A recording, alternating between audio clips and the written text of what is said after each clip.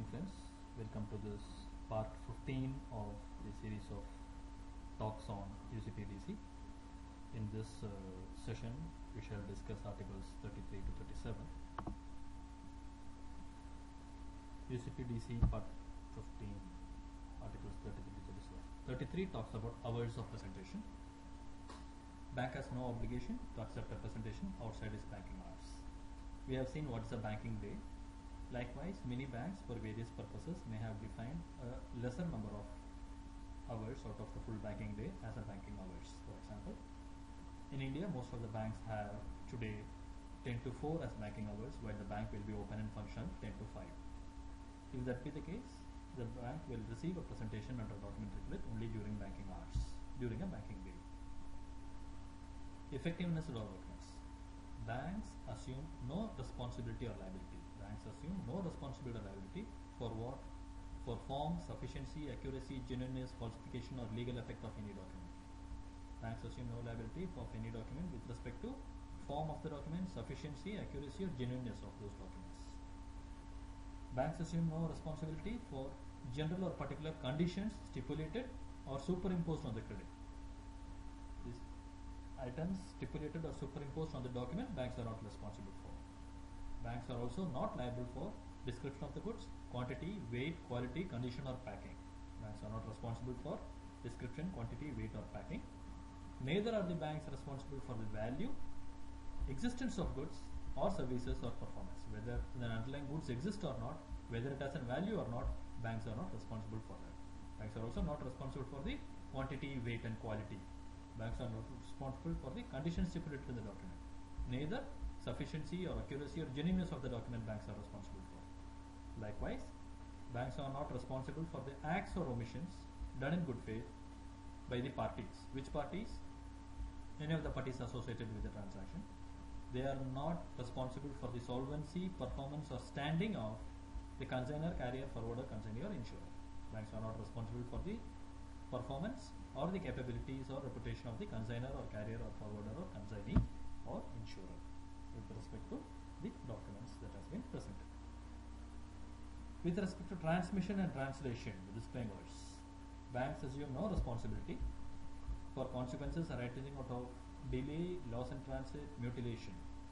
If the message is delayed, if the message is lost in transit, if a document is mutilated or any other error that crops in the transmission of any messages or delivery of documents. If the documents are not delivered, if the message is not transmitted, as long as the message is sent in according with the requirements of the credit, whether the credit asks such a message to be sent or a document to be delivered, or the applicant asks, or the bank on its own chooses such a delivery service. The delivery service may be swift, may be post, may be courier, whatever it is, if nothing is stated in the credit. So if a nominated bank sends documents to the issuing bank by courier and the credit does not state which courier or how, and if those documents are lost in transit, no bank is responsible or liable. But issuing bank is responsible to pay or reimburse the nominated bank. Nominated bank forwards the documents when found compliant, whether or not the nominated bank has honored or negotiated. Issuing bank or confirming bank must honor or negotiate or reimburse even when documents have been lost in transit. Bank assumes no responsibility or liability for errors in translation or interpretation of certain technical terms. Banks are not responsible for translating or interpreting, and if there is some error in that, banks are not liable and they may transmit the message without translation. Force majeure. Force majeure is a situation which is outside the control of the bank. Normally it is called acts of God. What are such situations? Riots, civil commotion, insurrection, war, acts of terrorism, strike, lockout. These are the situations. These are the situations outside control of the bank. Banks are not responsible for consequences arising out of interruption of business for causes outside their control.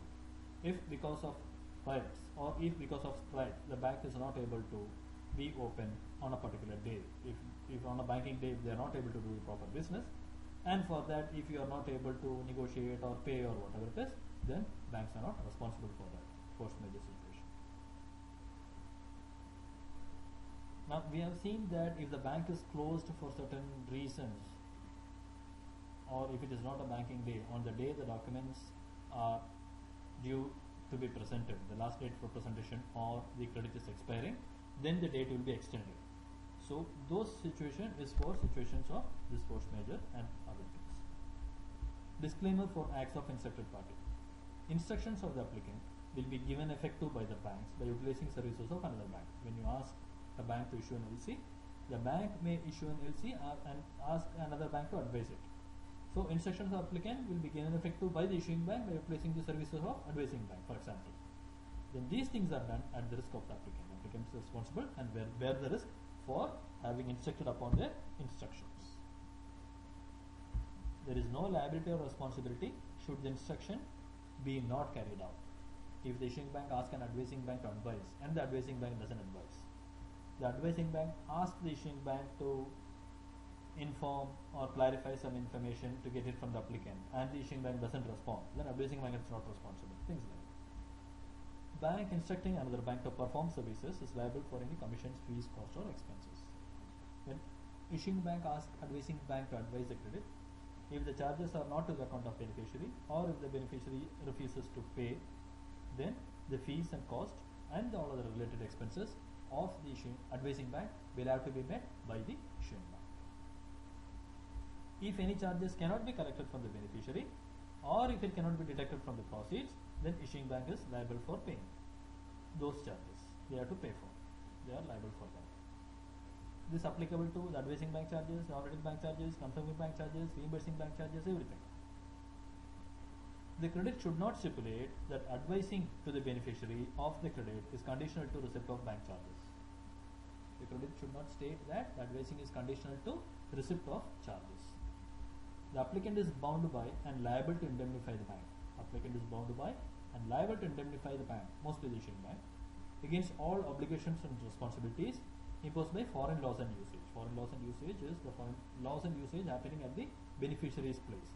For that, whatever issuing bank has responsibility to perform, whatever costs are related to that, that will be indemnified and reimbursed by the applicant, has to be reimbursed by the applicant.